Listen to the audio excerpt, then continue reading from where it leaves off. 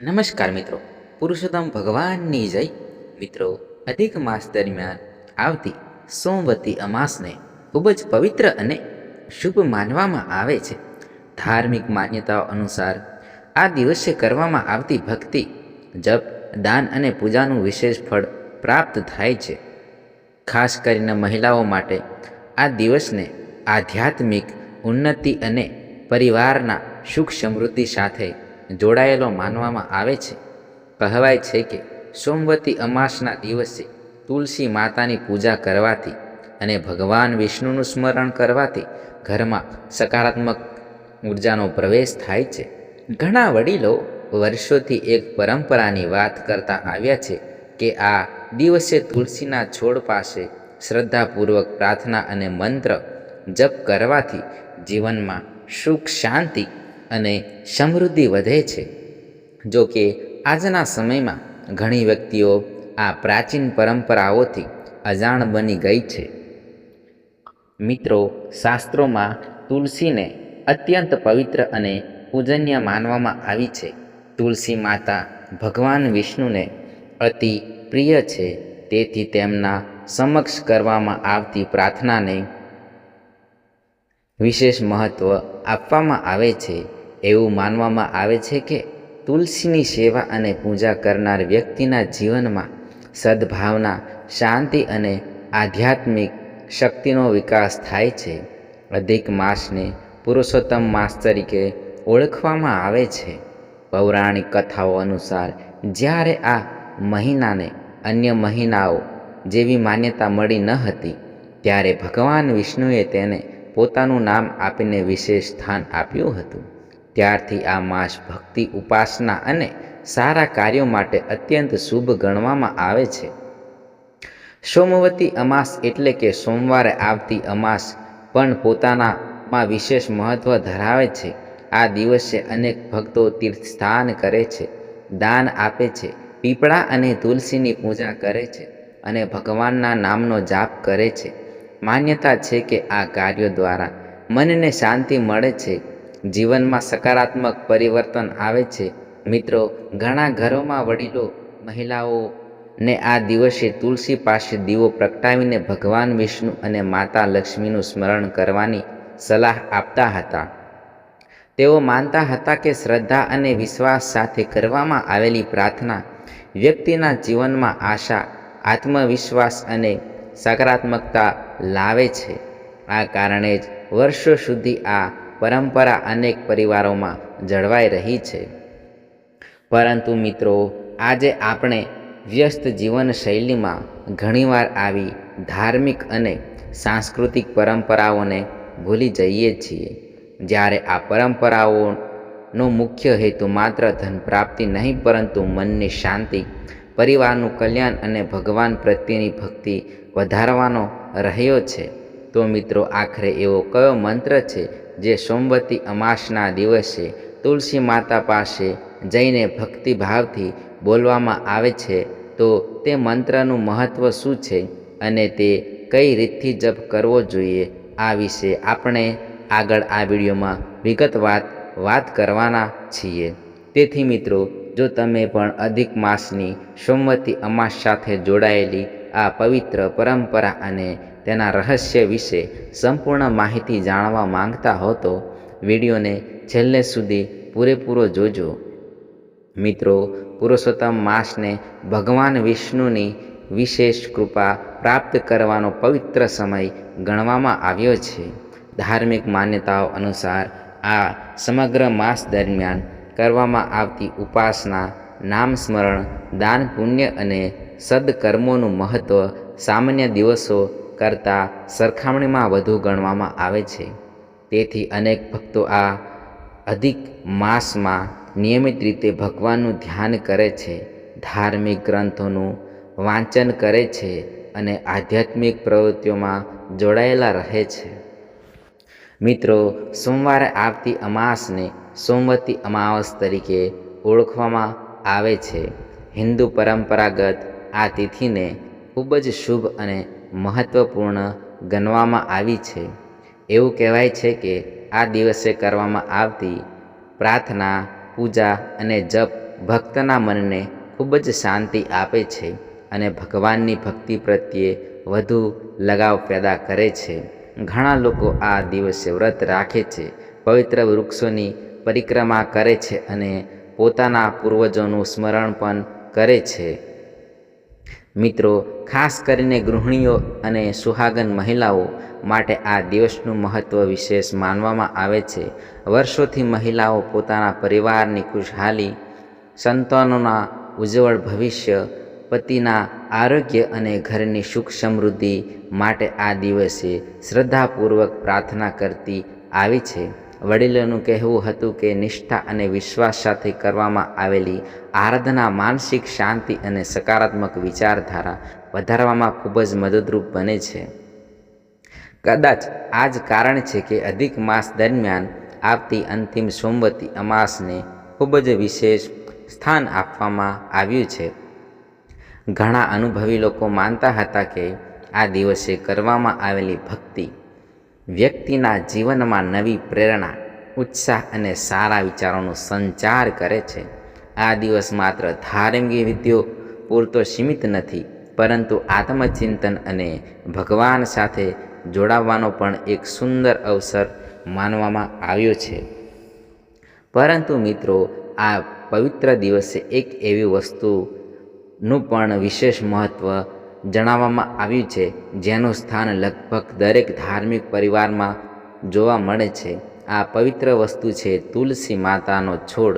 આપણા શાસ્ત્રોમાં તુલસી માતાને માત્ર એક ઔષધીય છોડ તરીકે નહીં, પણ દિવ્યતા અને પવિત્રતાના પ્રતીક તરીકે વર્ણવવામાં આવી છે.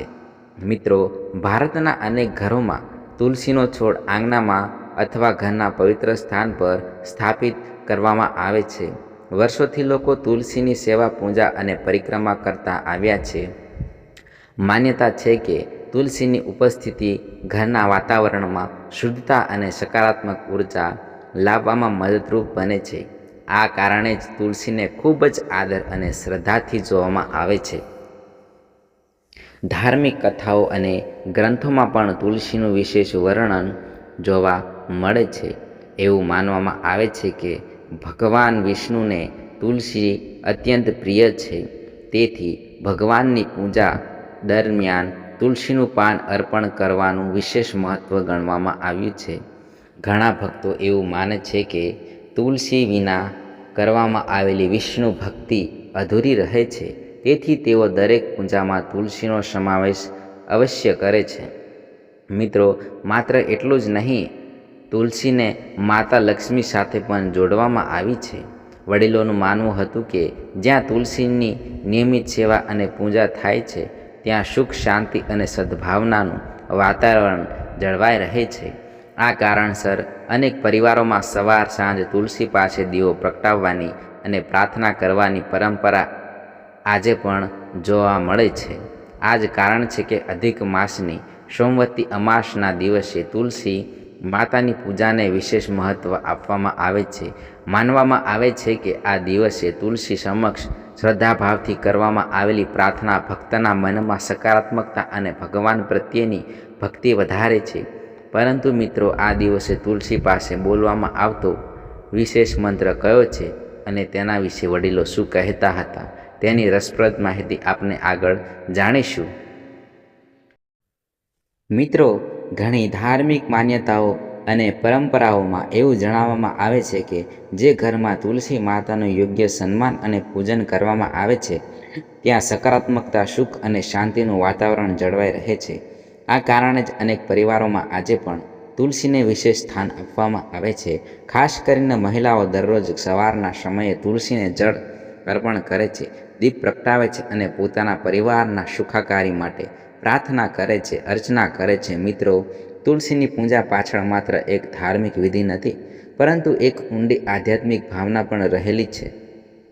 જ્યારે કોઈ વ્યક્તિ તુલસી માતા સમક્ષ ઊભો રહીને ભગવાનનું સ્મરણ કરે છે, ત્યારે તેના મનમાં ધીમે ધીમે શાંતિ અને સ્થિરતા અનુભવાય છે.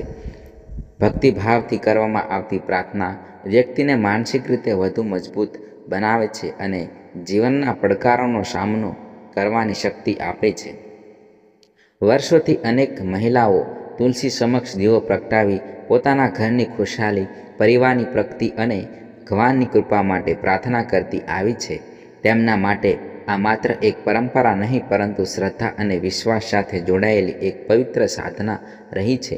આ જ કારણ છે કે સમય બદલાયો હોવા છતાં તુલસી પૂજનની આ પરંપરા આજે પણ અનેક ઘરોમાં જીવંત છે.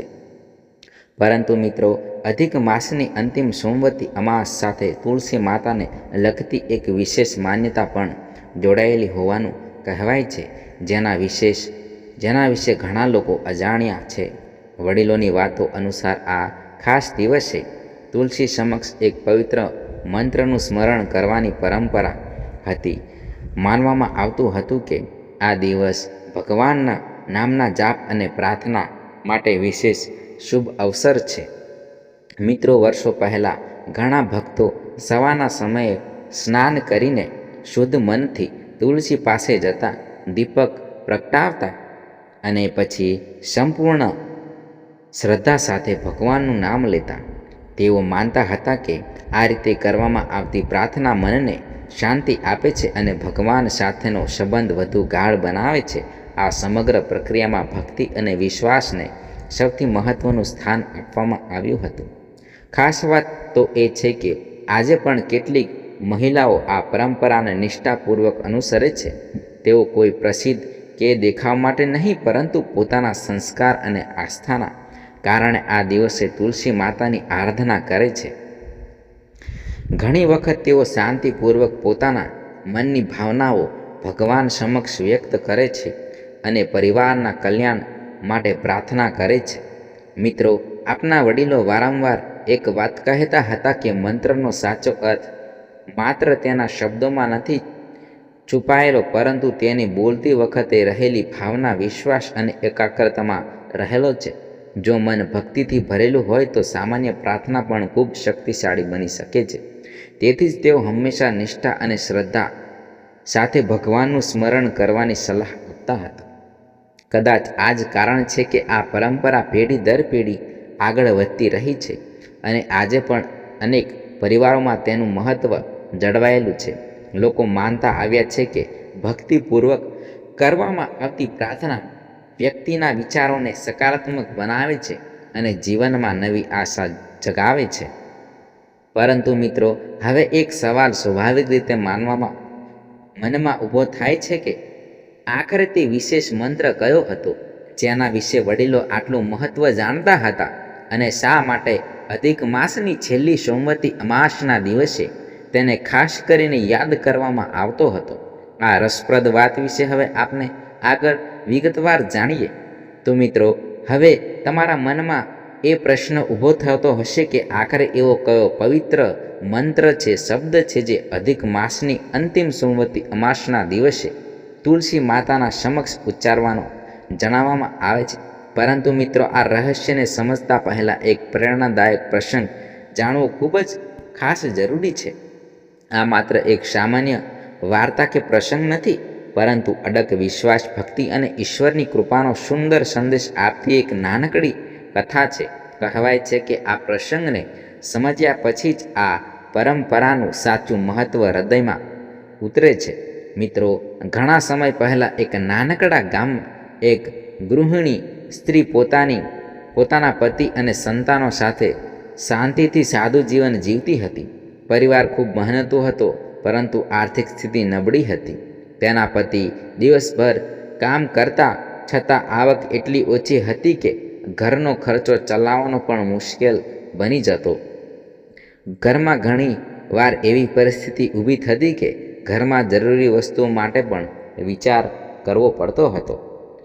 પરંતુ મિત્રો, તે મહિલા સ્વભાવથી અત્યંત ધાર્મિક અને સંસ્કારી હતી. ભગવાન પ્રત્યે તેની ખૂબ અતૂટ શ્રદ્ધા હતી, પરંતુ સતત આવતી મુશ્કેલીઓને કારણે તેનું મન ચિંતાથી ભરાઈ જતું.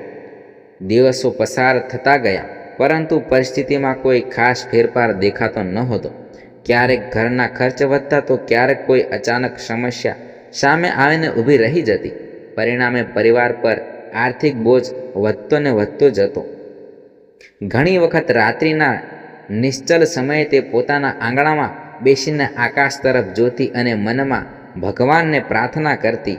તેની એક જ વિનંતી હતી, હે પરમાત્મા, મારા પરિવારના જીવનમાં સુખ અને શાંતિનો પ્રકાશ લાવો. તેના હૃદયમાં આશા હતી કે એક દિવસ જરૂર ભગવાન તેની પ્રાર્થના સાંભળશે.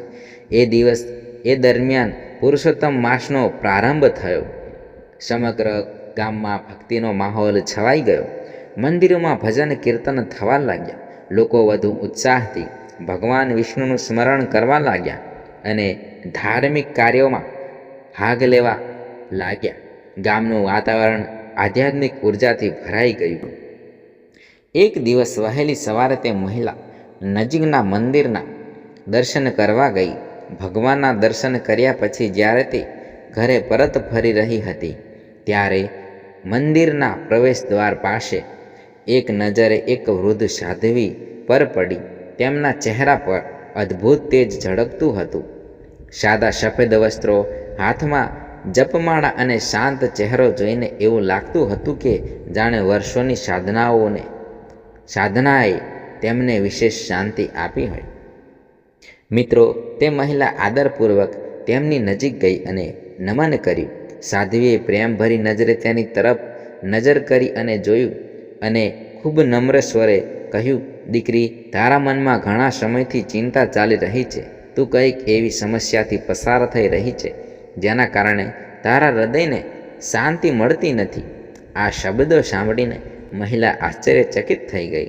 તેણે તો પોતાના જીવન વિશે એક પણ વાત કરી નહોતી, છતાં સાધ્વી જાણે તેના મનની દરેક સ્થિતિ સમજી ગઈ હતી એવું લાગ્યું.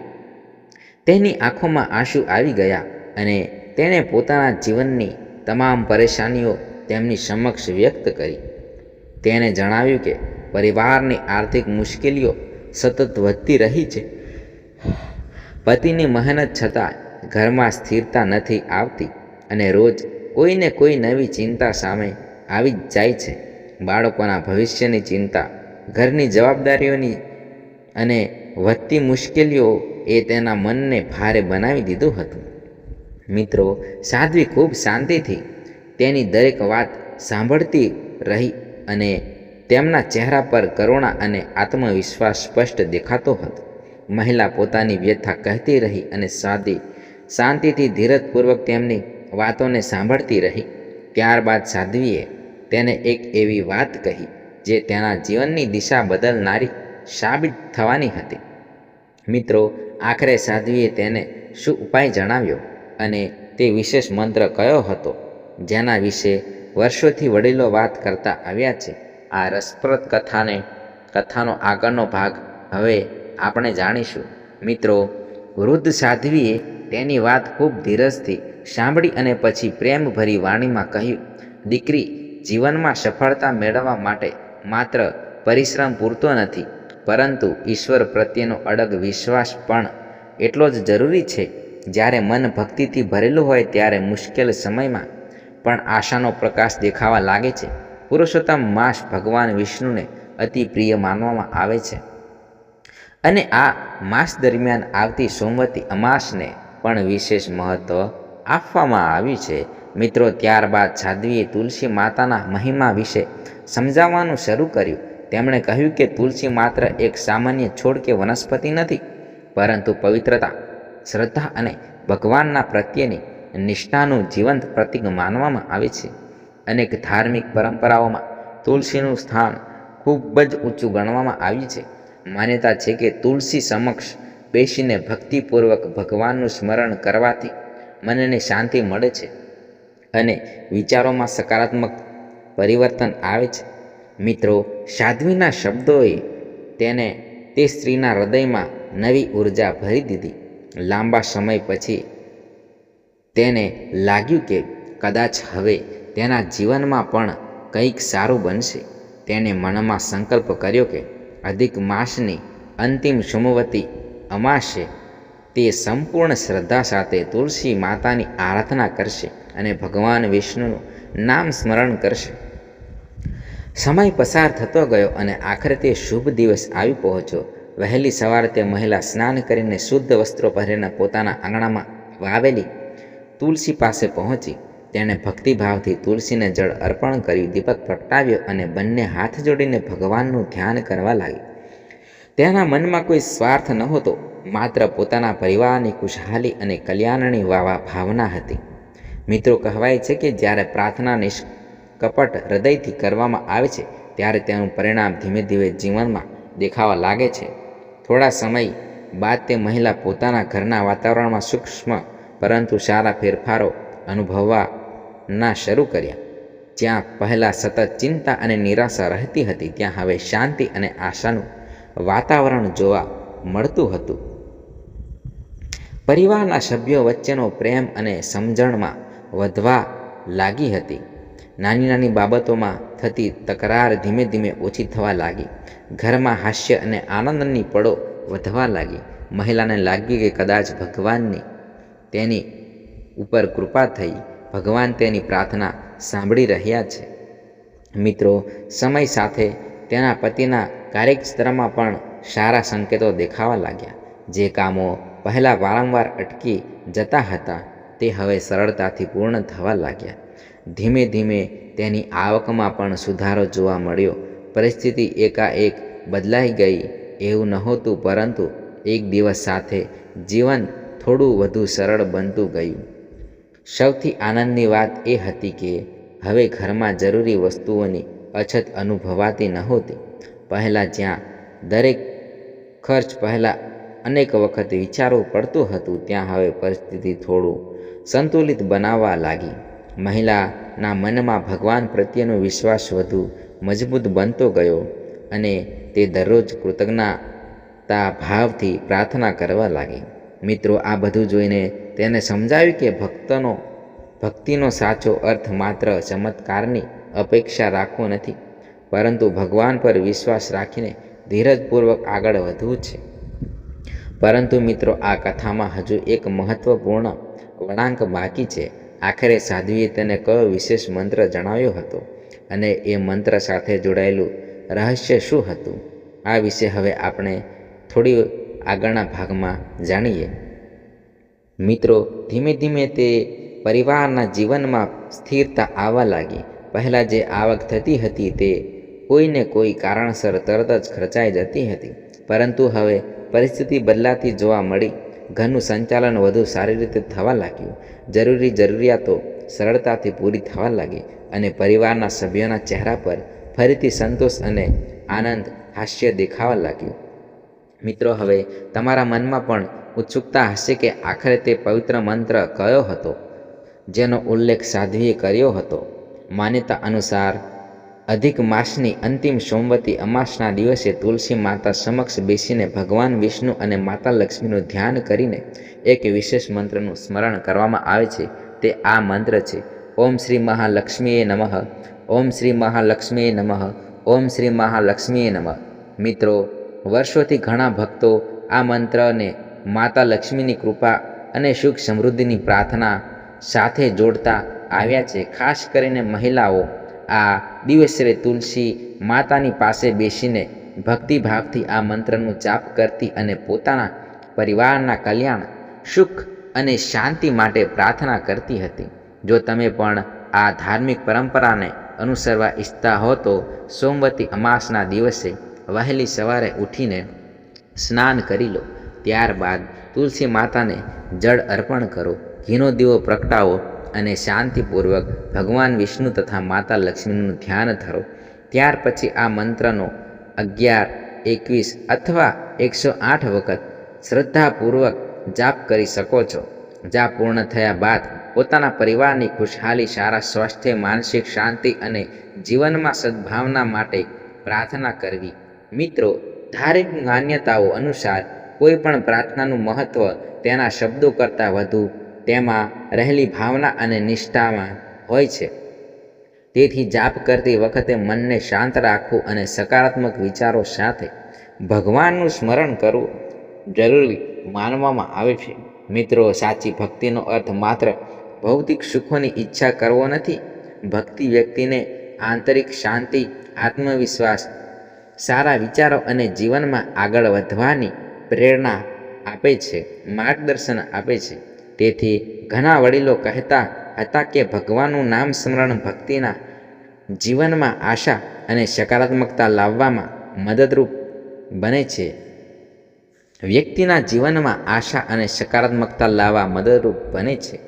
તો મિત્રો, આજની આ પવિત્ર કથા અને તેમાં સમાવાયેલ આધ્યાત્મિક સંદેશામાંથી આપણને એટલું જરૂર શીખી શકીએ કે શ્રદ્ધા, સદાચાર અને ભગવાન પ્રત્યેનો વિશ્વાસ જીવનને વધુ સુંદર બનાવી શકે છે, જીવનને આગળ લઈ શકે છે, જીવનમાં ખુશીઓ લાવી શકે છે.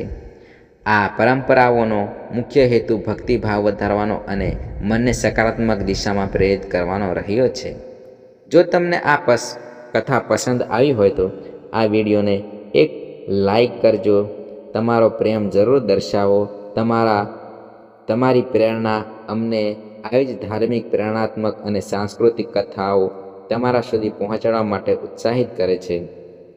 તો મિત્રો, આ માહિતી તમને ખૂબ જ ગમી હોય તો તમારા મિત્રો, સગા સંબંધીઓ, તમારા આડોશ પાડોશને શેર કરી શકો છો અને આ ચેનલને સબસ્ક્રાઈબ કરી શકો છો.